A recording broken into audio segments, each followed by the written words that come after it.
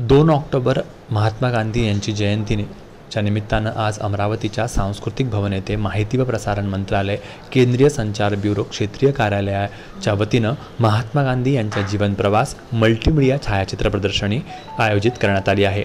ही छायाचित्र प्रदर्शनी सकाळी 10 ते 6 वाजेपर्यंत सांस्कृतिक भवन येथे राहणार आहे। 2 ऑक्टोबर ते 4 ऑक्टोबरच्या दरम्यान ही छायाचित्र प्रदर्शनी अमरावतीकरांसाठी खुली राहणार आहे।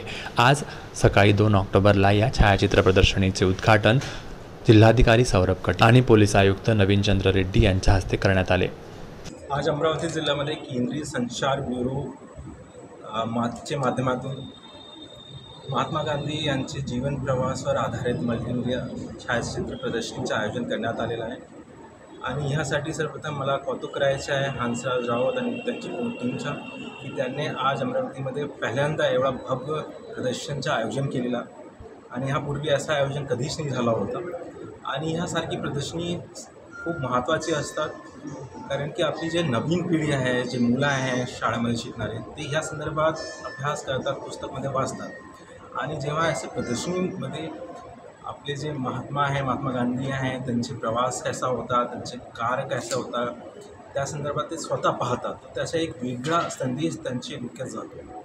आणि मुलांसाठी हे जे ह्याच्या माध्यमातून जे शिकवलं जातं ते शाळेमध्ये बसून शिकवता येते, म्हणून हे सगळी प्रदर्शनीचं फार महत्त्व आहे। आणि मला आवाहन करायचे अमरावती जिल्ह्याच्या सर्व मुलांना की ह्या प्रदर्शनीमध्ये उद्या बनवासुद्धा इथे या ठिकाणी राहणार आहे, या प्रदर्शनीमध्ये येऊन महात्मा गांधी यांचे जीवन प्रवासावर जे इथे माहिती देण्यात आलेली आहे ते स्वतः बघून घ्या। जीवन प्रदर्शनीच्या संदर्भात जे आज इथे चित्रप्रदर्शन आयोजित केलेले आहे, अत्यंत चांगली माहिती आणि उपयुक्त माहिती या प्रदर्शनाद्वारे आयोजन करण्यात आलेलं आहे।